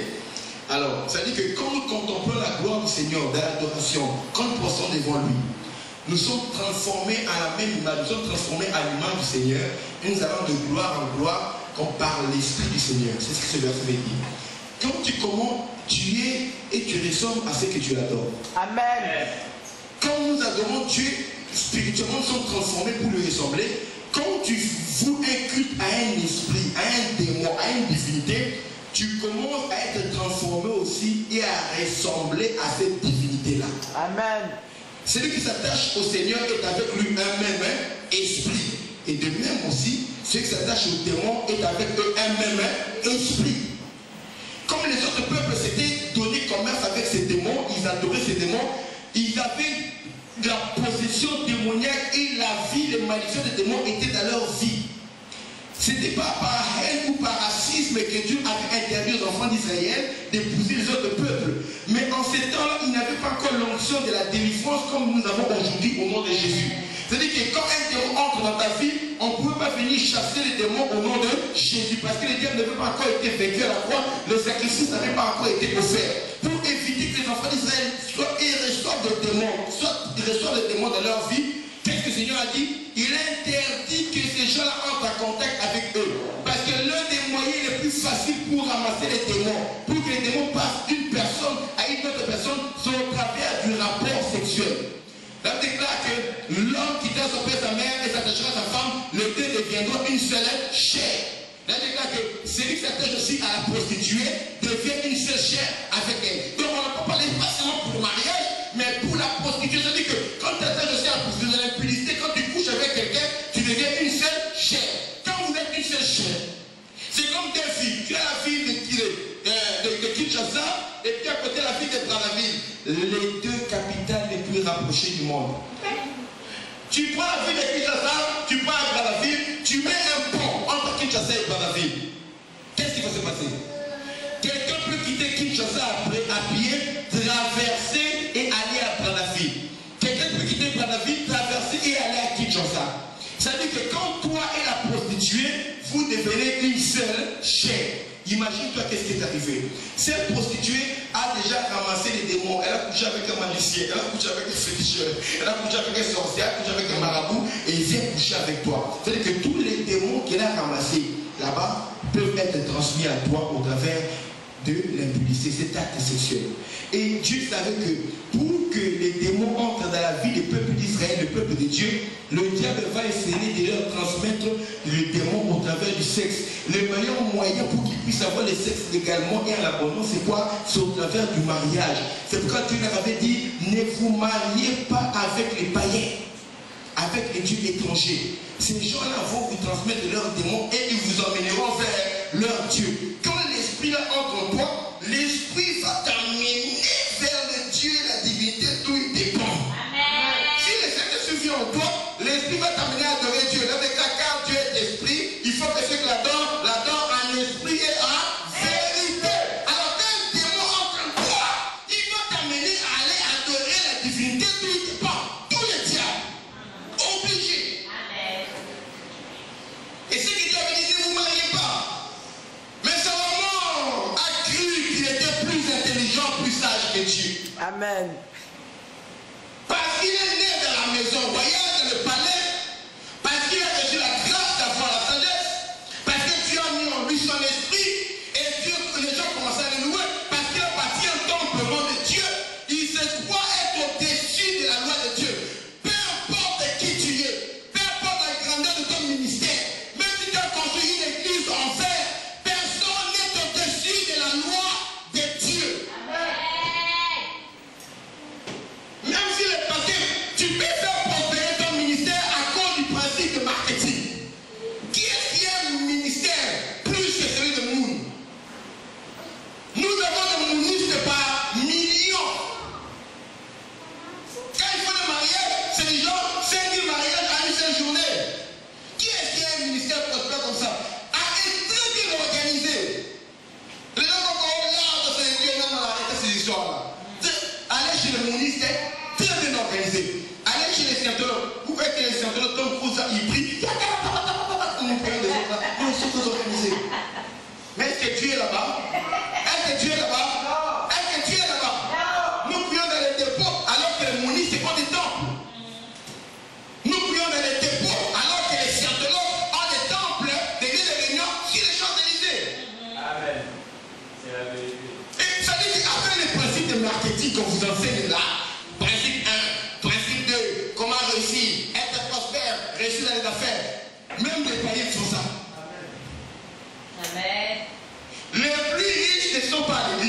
mentent pas. Amen. Plus je vous fais la dire. Les plus riches dans le monde ne sont pas dans l'église. Ils sont dans le monde. Qu'on ne vous mente pas. Qu'on ne vous mente pas. Amen. Et ils sont là, c'est moi une fois, non. Parce que Dieu aime nous bénir selon les principes de Dieu. C'est ça la différence. C'est-à-dire qu'on peut vous montrer les principes. Vous croyez être dans les principes de Dieu? Non. Vous se prenez les principes du monde, les principes du marketing du monde. Parce qu'on va te dire, épargne, ne donne pas, ne donne rien. Et épargne, mais ceci, investis, tu auras rien. Tu investis aussi, tu as l'argent, tu épargnes à excès et tu ne donnes à personne. Ni aux pauvres, ni aux orphelins, ni à l'homme de Dieu. Parce que tout ce qui doit sortir doit être budgétisé. Ce qui n'est pas dans le budget ne le fait jamais. C'est un principe qu'on peut te donner, le principe pour prospérer. Tu viens un jour à l'église, il y a un besoin du monde, nous faisons l'appel de fonds, il y a un besoin qui est là, ou bien un frère qui est décédé, on doit rapatrier son corps, ou bien quelqu'un qui n'a pas de maison, on doit trouver une maison, ou bien on doit trouver une nouvelle salle, il y a des instruments pour l'église, on veut que quelqu'un donne l'argent. Si toi tu veux suivre les principes là qu'on t'a donnés, tout doit être budgétisé. Tu épargneras à l'excès et tu ne vas rien donner. Et ne crois pas que selon le principe du monde, c'est un principe pour devenir riche. Mais selon le principe de Dieu, épargner à l'excès, c'est un principe qui conduit à quoi? À la pauvreté. Là, on déclare que celui qui épargne à l'excès ne fait que s'appauvrir, mais celui qui donne délibérément ne fait que s'enrichir. Les principes de Dieu de la richesse sont opposés aux principes du monde par moment. Et par certains moments, ils peuvent aller ensemble. Mais dans la profondeur des fois, ça se diffère. Si ton père le matin et le soir, ne laisse pas reposer ta mère. Amen. Ça c'est mon frère. Tu ne sais pas qu'est-ce qu'il produira. Mais on ne va pas te dire de reposer, non, il faut attendre avant d'investir. Il faut bien vérifier avant d'investir. Ce n'est pas n'importe quoi. Mais la Bible dit donne. Amen. Alléluia. Donnez vous sera donné. Donne à quiconque te demande et ne te retiens pas devant ceux qui viennent emprunter de toi. Là, celui qui prête au pauvre prête à l'éternel. Et l'éternel de lui rendra. Dans les principes de l'économie, tu ne peux pas prêter aux pauvres. Les crashs économiques qu'on a eu aujourd'hui, c'est parce qu'on a fait des prêts de maisons à gens qui ne pouvaient pas rembourser. C'est pourquoi il y a eu ces crashs dans les banques. Nous vivons la crise jusqu'aujourd'hui. Mais la Bible déclare prête aux pauvres. Et c'est Dieu qui te les rendra. Ce sont quelques principes doctoraux que je vais vous donner qui sont contraires à tout ce type de marketing qu'on peut même enseigner chez les scientologues ou bien chez les païens. On fait introduire dans l'église. Et Salomon avait la gloire, la richesse qui était élevée. Il croyait que comme il est élevé, il est au-dessus de la loi de Dieu. Faites attention. Amen. Faites attention. De la même manière que Dieu t'a élevé, mon frère, ma soeur, de la même manière que si tu oublies tes principes, Dieu va t'abaisser. Amen. De la même manière. Ne te trompe pas. Ne te trompe même pas. Quand Dieu te dit, ne va pas faire les païens chez les païens, ne va pas tenir avec les païens. Vous, mes enfants, dans la foi qui êtes ici, mes fils et mes filles, ne m'amenez pas un païen ici pour un projet de mariage. Vous qui êtes encore des célibataires, ne m'amenez pas les païens ici, s'il vous plaît. Amen. Amen. Ne m'amenez pas un païen. Le mariage n'est pas une croisade d'évangélisation. Amen. Amen. Oh, je l'ai épousé et il va se convertir. Oh, il est cool, hein. Il n'est pas contre. Non, il ne prie pas, mais il n'est pas contre les choses de l'église. Hein? Il n'est pas contre. C'est-à-dire, ne vous mettez pas sous un joug avec les étrangers, sous un joug étranger. J'avais écrit un jour sur mon statut Facebook. J'avais dit ceci. Ne fais pas du diable ton beau-père. Toi, tu es enfant de Dieu, tu vas aller épouser un fils du diable ou une fille du diable. Le diable devient membre de ta famille. Toi, tu vas obéir à Dieu, lui va obéir à son père. Vous avez deux esprits différents qui vont commencer à se opposer. On déclare que nous ne luttons pas contre la chair et les gens, la chair et le sang, mais contre les principautés et les dominations. C'est-à-dire que tu es avec ton mari, dans les combats que vous avez, c'est pas charnel. Oh, il m'a regardé mal. Oh, il m'a mal touché. Oh, elle n'est pas là. Non, non. C'est vos esprits qui se combattent. Alléluia. Celui qui est en moi est plus grand que celui qui est dans le monde. Or, chacun veut dominer. Celui qui est en toi va lutter pour dominer celui qui est dans lui. Ton mari est dans le monde. Dieu veut manifester qu'il est le plus grand. Lui aussi, celui qui est en lui aussi veut manifester qu'il est le plus grand. Et vous avez des conflits. Car tu es un homme qui prie et qui ne prie plus. Tu es une femme qui priait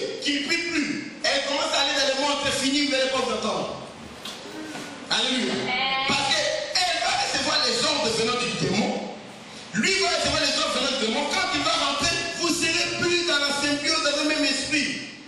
Même un petit rat sera un objet de dispute. Amen. Alléluia.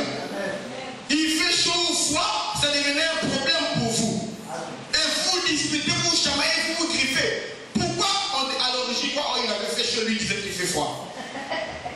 Oh, moi j'ai vu la poursuite passer, lui dit que la souris est déjà revenue. Non, non, il a toujours tout me contredit. J'ai vu de mes yeux comment la souris est passée, lui dit non, non, la souris est déjà revenue. Alors j'ai dit, et puis on s'est battu. Ah, la souris, mais l'arbitre c'était qui? C'est la souris ou bien quoi?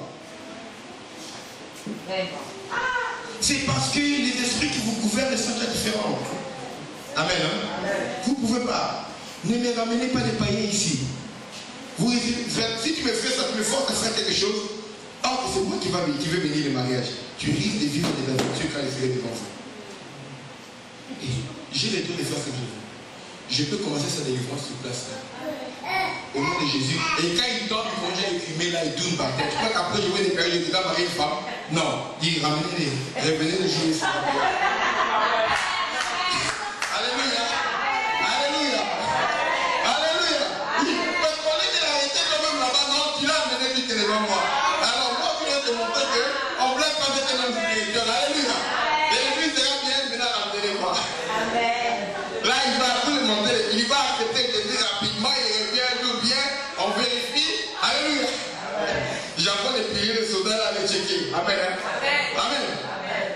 Quand les commandeurs, ils vont checker après. Quand ils disent, oh, c'est bon, c'est bon.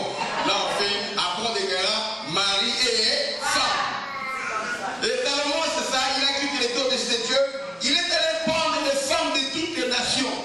Lui, quand il a donné Dieu, quand il allait coucher avec ces femmes-là, il était en contact avec les esprits démoniaques de ces femmes, de ces étrangers, qui adoraient Moloch. Amen. Qui adoraient toutes ces abominations qu'on a citées là. Astarté, Milcom, et tous ces autres dieux. Au travers de ces femmes, Salomon était en contact avec ces dieux-là. Ce qui devait arriver, arriva. Quoi? Salomon lui-même, il s'est retrouvé en train d'adorer les dieux étrangers. S'il vous plaît. Tout le monde, pas Salomon quand même. Amen. Après tout ce que Dieu a fait pour toi, tu te retrouves païen à la fin de ta vie. On dit qu'il n'était plus entièrement, son cœur n'était plus entièrement consacré à l'éternel. Donc, il était à moitié. Or, Dieu dit, tu n'es ni chaud, ni froid. Si tu n'es ni chaud, ni froid, qu'est-ce que je fais? Je te vomirai. Personne ne peut servir deux maîtres à la fois. Où tu aimeras l'un et tu haïras l'autre, où tu honoreras l'un, tu mépriseras l'autre. Il a été juste à bâtir des hôtels, des temples, des hauts lieux pour que ces femmes adorent leur Dieu. Et lui-même aussi aller pour adorer. C'est-à-dire qu'il a déshonoré Dieu pour honorer ces femmes. Bien-aimés. Voyez comment la convoitise ou bien le désir de plaire aux autres, là où ça peut nous amener. Et on a dit quoi? Il est arrivé là-bas au nom de quoi? Au nom de... Lisez ce verset. Lisez ce verset. Verset 2. On lit 1 roi 11, verset 1 à 2. Le roi Salomon aima beaucoup de femmes étrangères, outre la fille de Pharaon, des Moabites, des Ammonites, des Edomites, des Sidoniennes, des Étiennes, appartenant aux nations dont l'Éternel avait dit aux enfants d'Israël, vous n'irez point chez elles, et elles ne viendront point chez vous. Elles tourneraient certainement vos cœurs du côté de leur Dieu. Ce fut à ces nations que s'attacha Salomon, entraîné par l'amour. Oh, Dieu est amour. Écoute, tout amour n'est pas de Dieu. Dieu est amour, mais tout amour n'est pas de Dieu. Amen. Définis-moi d'abord de quel amour tu parles. Amen. Amen. Il y a l'amour Eros. Amen. Qui est cet amour charnel et l'affection charnelle qui a donné le mot érotique.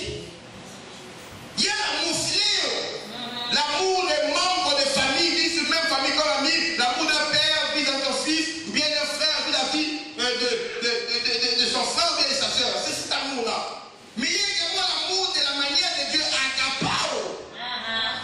Vrai amour selon Dieu.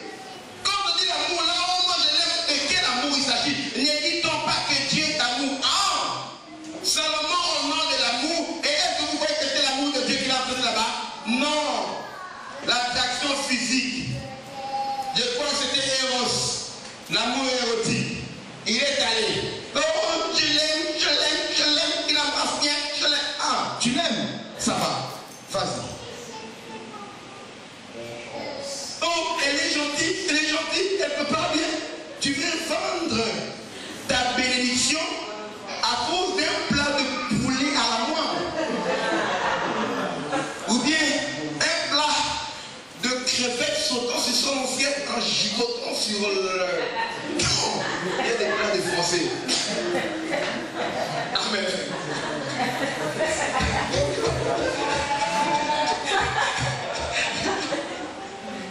La ciboulette en train de faire des galipettes sur son assiette du chef.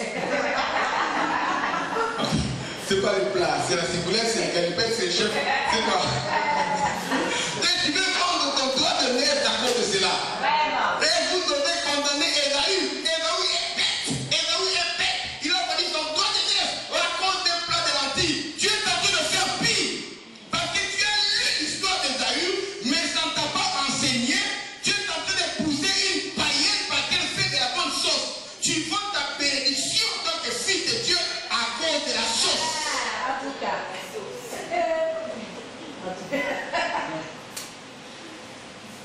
Parce qu'il t'a acheté un Samsung Galaxy 3, tu es en train de vendre ton avenir à cause de Samsung Galaxy 3 ou bien le iPad le nouveau.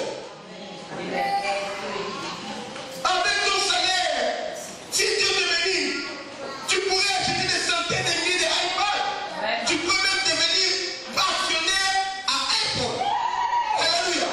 Et même avoir des iPads design avec ton nom. Il est destin.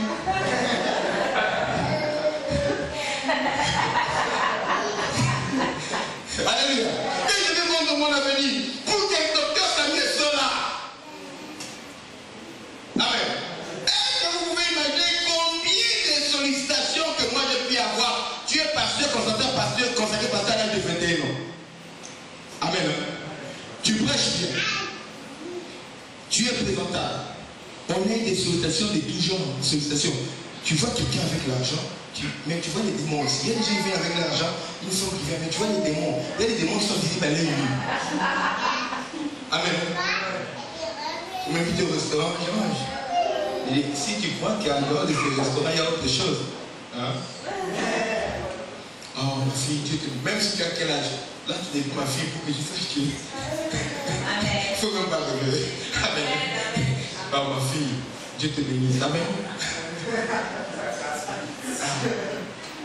Alléluia.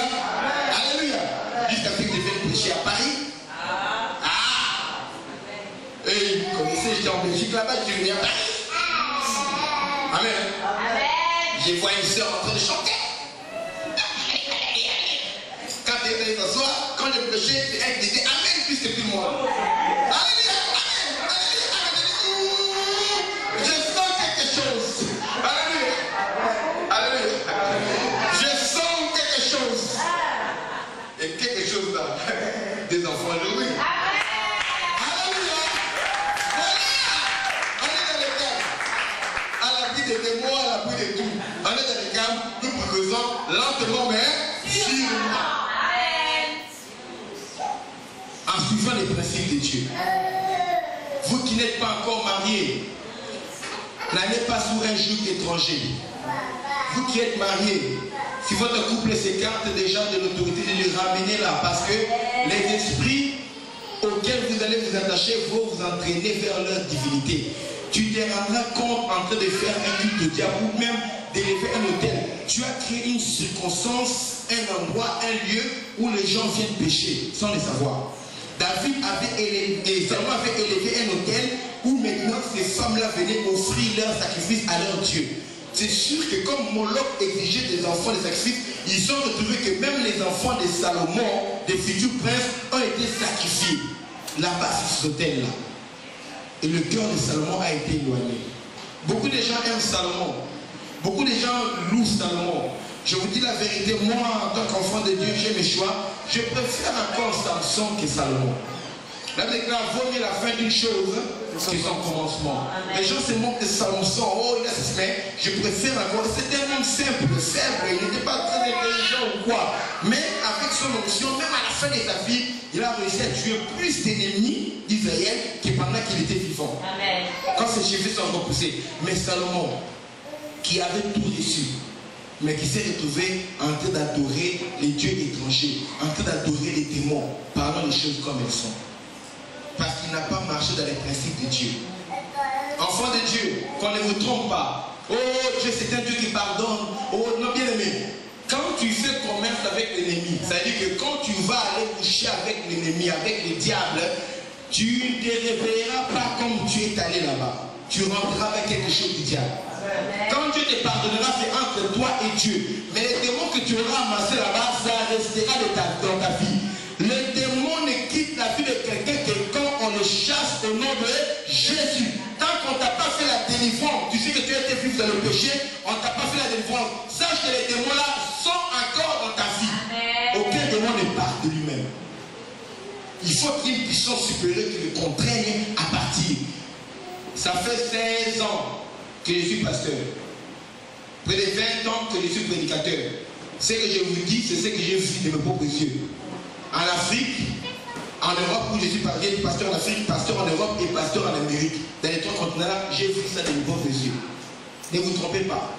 Les chrétiens qui vont aller ramasser les démons partout, c'est comme les voit dans les églises des fois. Les chrétiens qui ont commis des péchés, qui ont commis des mal, qui ont commis des choses, et ils ont embrassé le diable qui est entré dans leur vie, mais on n'a jamais fait un travail en profondeur pour sortir les démons-là de leur vie. Amen. Tout ce que les gens sont contentés de faire, c'est quoi? Demander pardon. Quand tu demandes pardon, Dieu te pardonne. Mais l'ennemi que tu as fait entrer dans ta vie, il n'est pas entré seul. Il est entré parce que tu lui as ouvert la porte. Et il va parler à Dieu, Seigneur, je suis là parce que c'est lui-même qui m'a invité. Le pardon, c'est Dieu qui donne. Mais la délivrance, Dieu a donné aux gens l'autorité de faire la délivrance sur la terre. Amen. Il a dit, voici les miracles qui accompagneront ceux qui auront cru. En mon nom, ils chasseront les démons. Dieu ne va pas venir chasser les démons parce qu'il a donné déjà le pouvoir aux hommes de chasser les démons. Va vers les gens qui ont l'autorité de Dieu pour qu'ils chassent les démons que tu as amassés dans ta vie de désordre. Amen.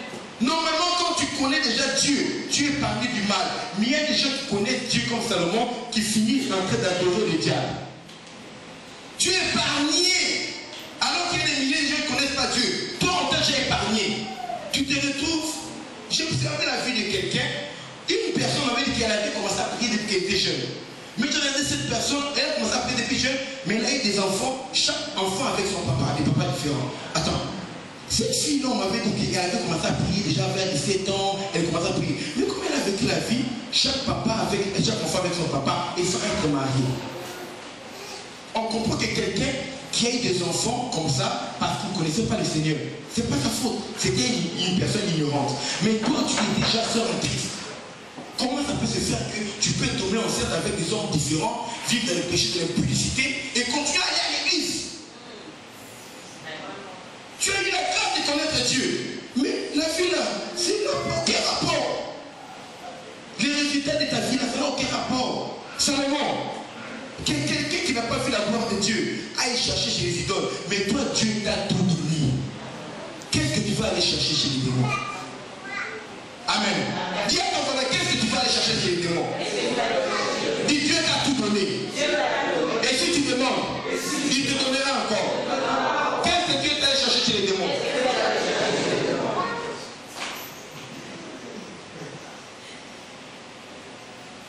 Ce que Dieu voulait faire éviter à Salomon, c'était la malédiction générationnelle. Alléluia. Alléluia. Alléluia. Je veux que vous puissiez lire avec moi un verset et je vais conclure. Allons dans Genèse chapitre 15. Nous gardons bien 1 roi chapitre 10 dans nous sommes. Allons dans Genèse chapitre 15. Je vais vous faire dire quelque chose.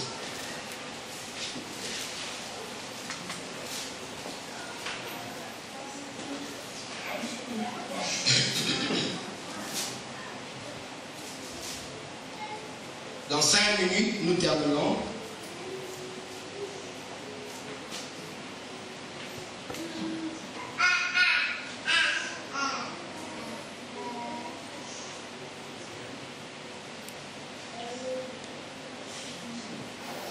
Écoute, on va lire le verset 13, vous allez lire à partir du verset 7, ok? À partir du verset 13 jusqu'au verset 16. Genèse chapitre 15, verset 13 à 16. Nous lisons, vous y êtes là? Amen. Genèse.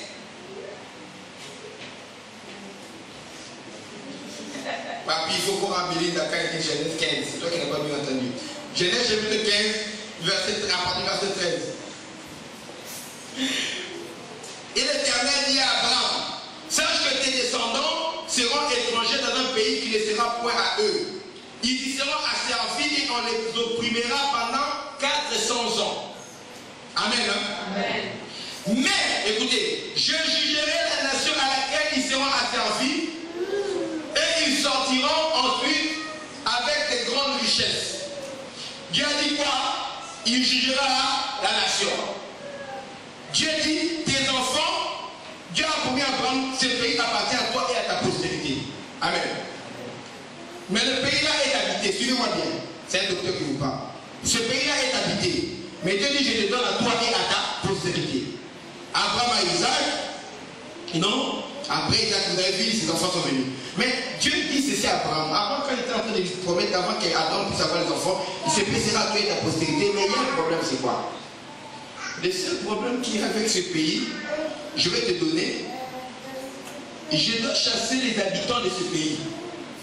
Ils partiront et c'est toi et ta postérité qui vont habiter ce pays. Mais, moi je vais juger la nation où tes enfants seront asservis. Mais avant que tes enfants soient asservis, sache qu'ils partiront pendant 400 ans.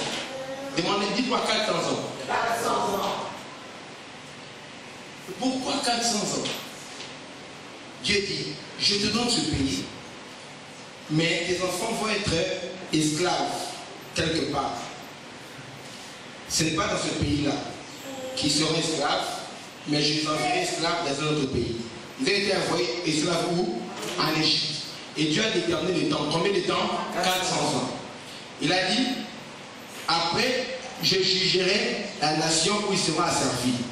C'est-à-dire que le mal qu'on va leur faire souffrir là, je gérerai. Vous avez vu le jugement de Dieu, n'est-ce pas? Au travers des diplés, elle a tué les premiers-nés. Et puis après là, les 400 ans, après 4 générations, Dieu a dit, on va dire avec vous, je les ramènerai dans le pays. Et Dieu dit pourquoi? Les 400 ans là, pourquoi? Ça permettait aux enfants d'Israël, les descendants d'Abraham, de se multiplier. Amen. Amen. Amen. Pendant qu'ils se multipliaient, Dieu devait préparer la terre où ils étaient. Pour qu'ils puissent donner cette terre-là. S'ils habitaient dans une terre vide, ça n'aurait pas été important pour eux. Les gens qui étaient là devaient travailler cette terre, la rendre prospère, la rendre fructueuse, pendant qu'eux sont en train de souffrir là-bas, mais de se multiplier. Amen. Amen. Amen. Isaac seul ne peut pas habiter là-bas. Parce qu'Abraham ne veut que 2 enfants.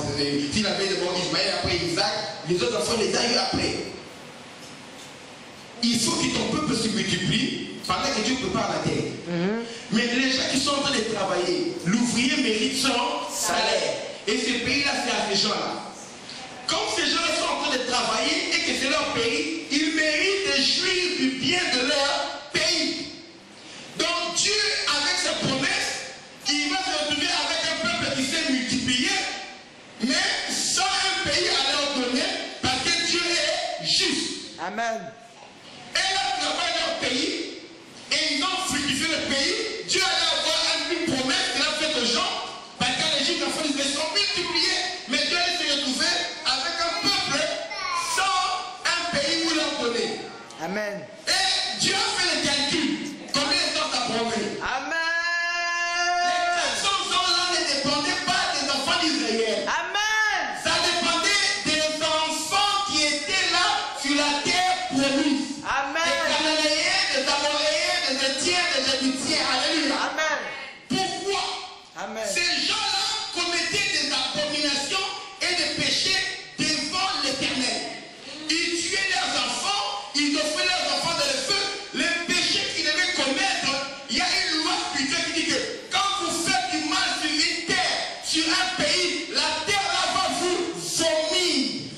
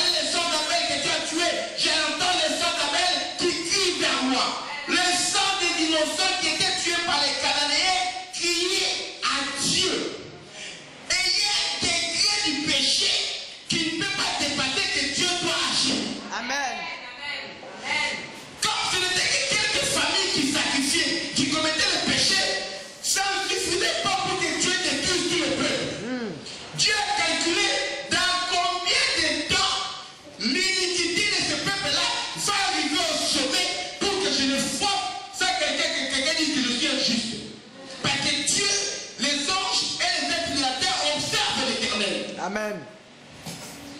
Dieu a calculé. À la ligne où les choses sont, la manière dont le péché des Cananéens se déroule, c'est après 400 ans que leur péché va arriver au sommet et je vais les frapper. De sorte qu'ils soient exterminés et je vais prendre mon peuple pour qu'ils habitent. Amen. Et mieux, Dieu a déclaré, comme c'est à vous que j'ai donné la promesse, le peuple de la terre sera béni au travers de vous, en connaissant Dieu au travers de vous, mais c'est aussi par vous que je vais exercer mes jugements sur la terre. Au lieu que moi je descende pour frapper, je descendrai pour le frapper, mais au travers de vous. C'est-à-dire que vous venez devant Jéricho, vous chantez, la muraille s'écoule, vous gagnez la bataille. Est-ce qu'en réalité les gens peuvent détruire une muraille? Non. Dieu combat, mais Dieu a toujours besoin de hommes pour combattre et remporter la victoire. Il a fait son calcul. Alors, la passion de Dieu a deux buts. C'est ce que Dieu m'avait enseigné de ce verset. Lisons cela. 15, on lit le verset 16. Genèse 15, verset 16. Là, les gars. À la 4e génération, on lit après le verset 14. Mais, 14 d'abord, mais je jugerai la nation à laquelle il sera asservi, il sortira ensuite avec des grandes richesses. Toi, tu iras. Le fait que le peuple d'Israël et d'Égypte ait fait travailler le peuple d'Israël, Dieu a promis que comme ils ont travaillé, les gens seront coupables. Je vais juger la nation là et ils sortiront avec des richesses. C'est-à-dire qu'au lieu que les gens les payent en un jour, ils sortiront avec 400 ans de salaire d'arriérés. C'est pourquoi les enfants d'Israël sont sortis. Dieu fait toutes choses avec calcul pour un but. Amen. Et non seulement il faut avoir les biens, l'argent, mais il suis un Dieu qui aime l'or, qui aime le bien pour qu'on m'adore. Si je te donne le pays maintenant, le peuple n'aura rien pour m'adorer avec. Mais il faut travailler sur les Égyptiens qui ne font pas les payer. Et je vais juger les Égyptiens. Quand il sortira avec l'or, c'est avec ça qu'ils vont aller m'adorer et me servir. Et pendant qu'ils viendront, il faut que les gens qui se trouvent dans le pays n'aient plus aucun droit sur le pays. C'est ce qui s'est passé. Il dit, toi tu iras en paix vers tes pères, tu seras enterré après une heureuse vieillesse. Mais à la 4e génération, verset 16, ils reviendront ici. Pourquoi? Car l'iniquité des Amoréens n'est pas encore à son forme. Alléluia. Ils vont revenir seulement à la 4e génération. Pas maintenant. Pourquoi? Parce que ce n'est qu'à la 4e génération que le péché des Amoréens va arriver à son comble. Et là, je descendais pour le frapper. Quand Dieu pense passion envers toi, c'est pour deux buts. Le premier but de la passion de Dieu, c'est parce que Dieu t'observe pour voir si tu vas te repentir. Il observe le peuple pour voir s'ils vont se repentir.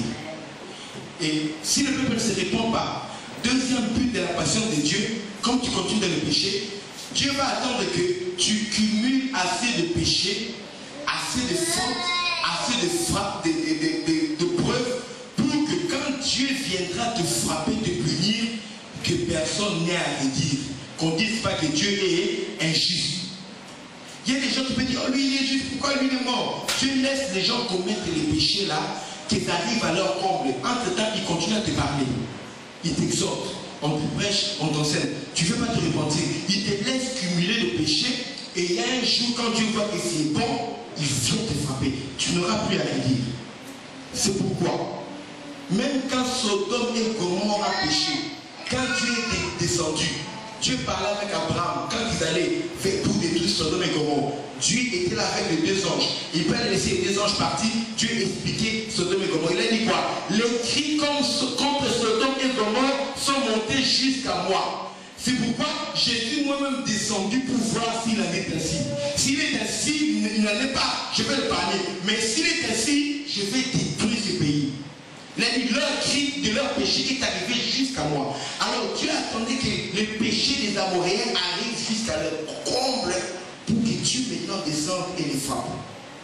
Quand Dieu parle, dans les derniers temps, il y aura ceci, il y aura ceci, il y aura cela. Je jugerai, vous verrez, à peu près. Dieu a calculé à peu près la manière dont le monde se comportait à l'époque de Jésus. Il a annoncé quand est-ce que viendra le jugement. Vous verrez ceci. Dieu a fait un calcul à peu près, il a prédit différemment pour que les gens sachent, quand vous verrez ceci arriver, sache que le péché est arrivé comment se comble et le monde sera maintenant prêt pour être jugé. La patience de Dieu a toujours un prix.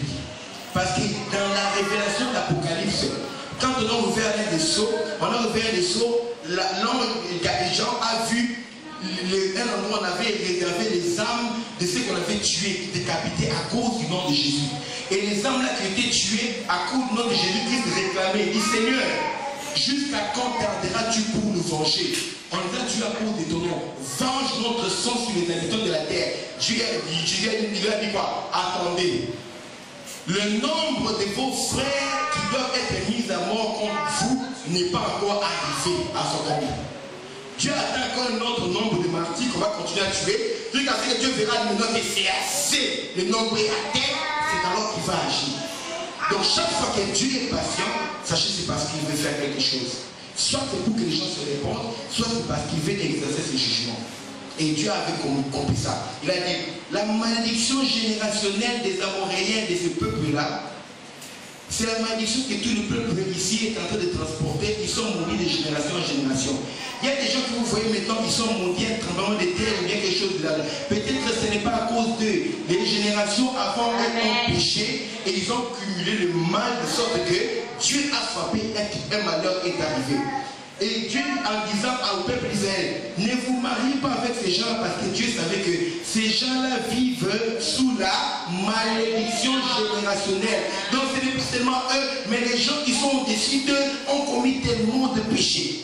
La seule manière d'échapper à la malédiction générationnelle, c'est quand on vient à Dieu et on commence une nouvelle génération, comme ce fut le cas avec Abraham. C'est pas les gars que Dieu veut que les hommes et les femmes se marient dans le Seigneur. Parce que dans le Seigneur, nous sommes dans une nouvelle génération. Et quand il est venu parler à Salomon, j'ai compris par là, il a dit à Salomon, écoute, comme tu as fait cela, je vais enlever le royaume d'entre tes mains. C'est une malédiction. Je vais arracher le royaume d'entre tes mains. Mais, il y a une bénédiction générationnelle. J'ai promis à David qu'il y aura un roi. À cause de David, je ne vais pas le faire pendant ta vie. Mais comme tu as adoré le diable, je vais le faire. Mais je le ferai avec tes fils. Pas avec toi. Toi, tu vas aller, mais le fils qui viendra après toi, je vais arracher le royaume d'entre ses mains. Je le donnerai entre les mains de ton domestique. Dieu peut bénir tes enfants à cause de toi. Même si eux commettent des erreurs, mais Dieu les parle à cause de toi. De sorte que la malédiction, bien la connaître, Dieu va s'abattre sur les enfants de leurs enfants. Ça donnera à tes enfants le temps de se repentir. Vous avez compris? C'est-à-dire que le bien que je peux faire, même si Samuel et Michael commettent le mal, Dieu ne va pas abandonner mes enfants. Il est écrit, j'étais jeune et j'ai vieilli, je n'ai pas vu un juste abandonner, ni sa postérité mendier son pain. Il y a de bien que Dieu va faire à mes enfants à cause de ce que moi je fais. Même eux, ils sont dans l'erreur à cause de ce que je fais. Il y a des conséquences qu'ils peuvent vivre à partir de leurs enfants. Vous comprenez? Mais dans le temps qu'ils aient des enfants, ils peuvent revenir à l'éternel et l'éternel arrête cette bénédiction. Mais quand Salomon ne s'est pas repenti, il était dans cette voie qu'à la fin de sa vie, quand Salomon est mort, son fils Roboam a pris le pouvoir, Dieu a séparé le royaume. 10 tribus sont écartées du royaume de Dieu, du royaume qui était sous l'autorité de Salomon. Ils ont formé le royaume d'Israël. Un des serviteurs, Jéroboam, est devenu le roi des 10 tribus. Et Salomon, dans la descendance de Salomon, n'est resté qu'avec une tribu à côté, dans la tribu de Juda et la tribu de Benjamin, qui étaient attachées. 2 tribus seulement qui formaient maintenant le nouveau royaume, et le royaume sous l'autorité de David. Mais les autres, l'autre royaume, les 10 tribus, ont été. Et depuis ces jours-là, il y a eu 2 royaumes. Le royaume d'Israël et le royaume de Juda. Le royaume d'Israël avec Samarie comme capitale et avec toutes les abominations qui sont arrivées après. Et à cause de Jérusalem, Dieu a dit, je conserverai quand même mon nom, parce que Jérusalem, il y a mon temple, il y a mon nom. Et Dieu a conservé le royaume de Juda avec Jérusalem comme capitale à cause de l'alliance qu'il avait faite avec David. Donc il y a la bénédiction qui peut descendre de génération en génération. Il y a également la malédiction qu'on peut hériter de génération en génération. Regarde d'où tu viens. Comment ont vécu tes parents et comment toi tu vis. La manière dont ont vécu tes parents peut influencer ta vie aujourd'hui. Et la manière dont toi tu vis aujourd'hui peut influencer la vie de tes enfants. Fais des bonnes décisions. Tu peux mettre tes enfants en difficulté demain à cause des mauvais choix que tu fais aujourd'hui. Tu peux avoir la royauté, la richesse, mais tes enfants peuvent devenir des clochards à cause du péché que tu accomplis aujourd'hui. Alléluia. Dieu nous